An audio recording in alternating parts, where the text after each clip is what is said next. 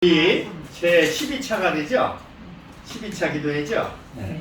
12차 기도회 뵙게 돼서 반갑고, 정말 이승만 박사의 신앙생활은 굉장히 그야말로 모범적입니다.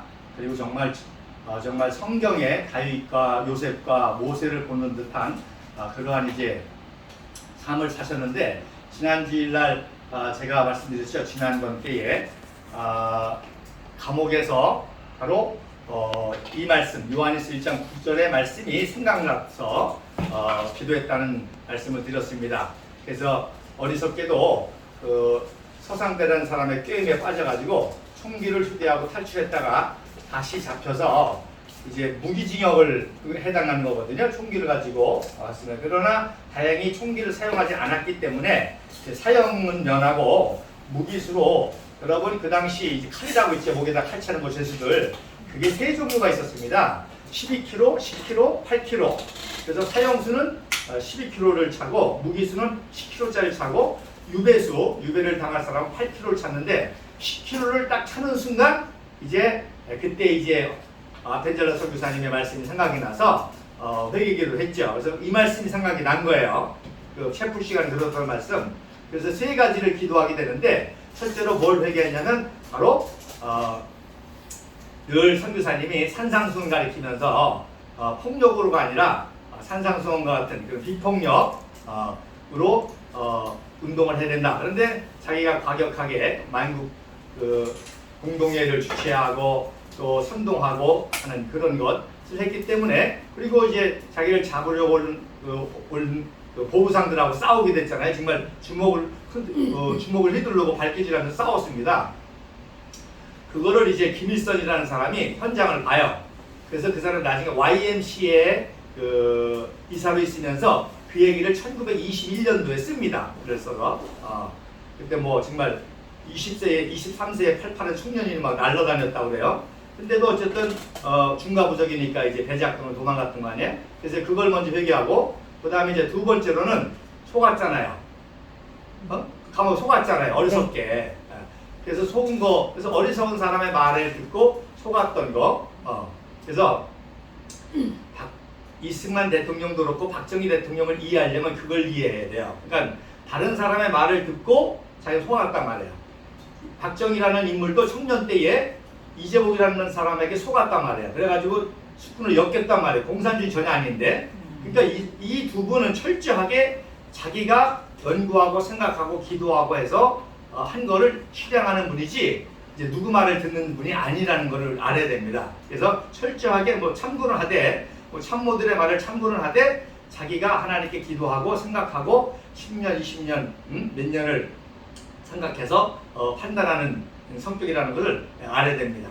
그래서 어쨌든 두 번째로는 이제 그 남의 말을 듣고 속은 거를 회개하고, 세 번째로는 배제학당 입학할 때 학생으로 입학했지만 워낙 탁월한 청년이기 때문에 교사 겸 학생으로 채용이 된 거예요. 그래서 학생들에게 한문이라든지 동양학을 가르치고, 또 새로운 선교사들이 올 거 아닙니까? 그 선교사들에게 한국어를 가르치고, 그리고 자기는 이제 서양 학문을 배우는, 그래서 교사 겸 학생으로 입학과 취직을 동시에 한 거죠.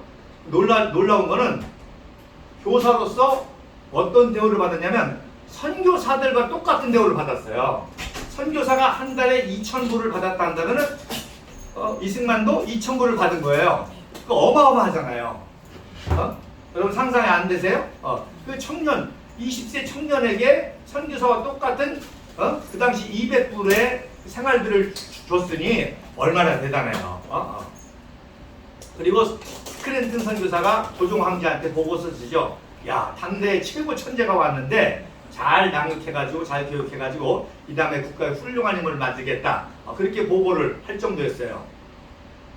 그리고 졸업할 때 영어를 제일 잘해가지고 졸업식 연설을 영어로 연설했고, 그때 고종 황제 이하 전 외교관들이 다 참석하기로 했는데 고종 황제만 무슨 일이 있어가지고 참석을 못했습니다.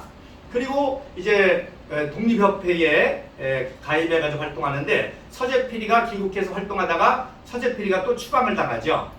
1898년도 5월 달에 제1차 만민공동회의만 하고 서재필이가 또 추방을 당합니다. 그러니까 서재필의 뒤를 이어가지고 독립우편을 하니까 뭐 그 당시는 뭐 대단하죠. 그러다 보니까 어떻게 했어요? 교만했지. 그래서 이제 교만한 거를 또 회개를 합니다. 그래서 뭐 이승만 박사가 독재자다 그러면 말도 안 되는 얘기예요. 성품상 될 수가 없는 사람이에요. 그러니까 자꾸 합류하려고 그러잖아요. 뭐 6대 독자래더라. 6대 독자기 때문에 고집이 세다. 다 거짓말인 거예요. 그래서 그렇게 이제 회개를 하고 하니까 성경이 너무너무 읽고 싶을 거 아니에요. 근데 마침 참 신기하죠? 셔우드라는 선교사가 예일대학교 나온 셔우드라는 선교사가 인도에서 가다가 결혼하려고 미국에 와서 결혼하고 신혼여행을 일본, 한국 거쳐서 가는 거예요. 그 당시는 뭐 이 동양권이 중요하니까. 그래서 마침 셔우드 선교사님이 결혼해가지고 새 성경을 가지고 가다가 일본 들렸다가 조선에 왔는데 다 친구들이잖아요. 아펜젤라 이런 사람. 야, 당대 최고 천재가 옥중에서 회심했는데 성경 읽고 싶대더라. 그러니까 셔우드 선교사가 킹제임스 버전 새 성경을 선물로 주고 자기 또 선교지를 간 거예요. 그래서 어쨌든 이게 인연돼가지고 또 셔우드 선교사님과 굉장히 친하게 되는데, 그래서 영어 성경을 감옥에서 읽는데, 그러니까 일반 학자들이 이런 걸 몰라요. 근데 중요한 게 뭐냐면 그 당시는 구약 성경이 번역이 됐을까요? 안 됐을까요? 안 됐어요. 신약 성경이 번역이 됐을까요? 안 됐을까요? 조금 번역해서 쪽복음이라 그래. 쪽복음. 쪽복음으로 마태, 마가, 누가 정도만 번역됐는데, 그러니까 선교사들한테 그날 교인들이 텍스트로 보는 게 아니라 설교로만 됐죠. 뭐 다윗이 골리앗을 물리쳤더라. 텍스트가 없이 설교로만 듣는데 이승만은 바로 감옥에서 영어 성경을 통달한 거예요. 대단한 거죠. 영어 성경을 통달한 거예요. 한국은 성경이 번역되기도 전에 영어로 성경을 통달한 거예요. 그리고 중국어 일찍 번역됐잖아요. 또 중국어로도 통달한 거예요. 그러니까 또 영어도 통달했잖아요. 영어 성경이니까 그 영어도 통달하게 됐어요. 놀라운 거는, 자, 칼을 차고서 성경을 읽습니다. 그것도 낮에 호롱불이 있을 때 칼을 차고 옆에 재수가 성경을 펼쳐들고 이렇게 보고 넘겨, 그러면 또 넘기는 거예요. 그러니까 그때 이승만 청년의 기도가 한 번 본 거 한 번에 외우게 해달라고. 그러니까 얼마나 보고 싶고 얼마나 열정이 있겠어요. 그렇게 성경을 통달했습니다. 그래서 7월달까지 차다가 이제 선고를 받고 풀렸죠. 그래서 이게 어마어마한 사건입니다. 그러니까 그 당시 조선에 성경이 번역되기 전에 이미 영어 성경으로 성경을 다 통달했다는 겁니다. 그리고서는 이제 감화관에서 처음에는 영어 알파벳을 만들었죠. 영어 사전을. 그 2까지 만들다가 이제 1904년도 2월 달에 러일 전쟁이 일어나면서 일본이 러시아를 이기니까 이제는 일본의 식민지로 들어가는구나. 우리 백성들을 깨워야 되겠다. 그래서 이제 독립정신이라는 책을 쓰게 되는데, 그 전에 더 중요한 거는 1902년도에 6월 10일 날 아펜젤라 선교사님이 목포에 가다가 선박사고로 순직을 하십니다. 근데 제가 연구해 보니까 세월호 위장 사고하고 똑같이 돌아가신 거예요. 그러니까 일본 제국이 아펜젤라 선교사를 살려두면 조선을 식민지하기 어렵다. 그래서 아펜젤라 선교사님이 1900년도에 이승만 회심 1주년 그 기념 예배를 드리고 안신전을 가서 뭐라는 거 아니? 미국의 철도회사와 오하이오 철도회사와 오하이오 신문을 끌어들이려고 온 거예요. 그러니까 만약에 그게 되면은 일본이 식민지 못하죠. 왜? 일본의 식민지, 미국의 철도회사가 들어오고 미국의 언론이 들어오면 쉽게 식민지 못할 거 아니에요. 그 아펜젤라가 참 대단한 사람이야. 일본의 식민지 막으려고 그렇게 들여오니까 아펜젤라를 죽여야만 식민지 하겠다. 그래서 세월호와 똑같이 선박이 바뀌죠. 원래는 그 선박이 아닌데 세월호로 바뀝니다. 그런 것처럼 아펜젤라 선교사도 6월 8일 날 목포에 성경 번역을 하려고 6월 8일 날 가려고 했는데 그 7일 날 무어 감독님하고 그 교회 봉헌식을 할 때 일부러 일본 노무자들이 자동차 타고 가는 거에 스트라이크를 일으킵니다. 그리고 경찰 조사를 받느라고 이틀을 늦게 가게 된 거예요. 그 사이에 선박을 바꾸는 거지. 그리고서는 일부러 어청도에서 그 선박이 부딪히고 또 세월호에 애들아 가만히 있어라 하는 것처럼 문을 다 잠그는 거예요. 그래가지고 순직을 하신 겁니다.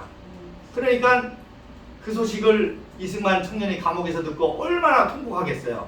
자기의 이렇게 변화된 모습을 아펜젤러 선교사님이 보여주고 싶은데 돌아가시니까.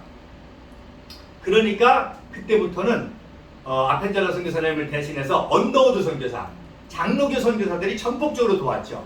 그래서 이승만 대통령은 그야말로 종교도 통합을 한 분이에요. 그러니까 감리교, 장로교도 통합한 분이에요. 그래서 이제 감옥에 이제 온 사람들을 전도하기 시작했죠. 그래서 제일 유명한 게 월남이상제. 그 당시 제일 유명한 독립운동가고 어르신이 월남이상제인데, 월남이상제가 또 정치범으로 들어왔거든요. 근데 그거 전도하니까 잘 안 맥히지. 월남이상제도. 그런데 어떻게 해서 심하게 됐냐? 콜레라가 창궐하게 된 거예요. 1902년도 8월 달에 콜레라가 막 창궐하게 됐는데, 이승만이라는 청년이 이미 중생을 체험했으니까 죽음을 두려워하지 않고 그 콜레라 환자를 돌봅니다. 그러니까 월남이상제가 야, 넌 조선의 희망이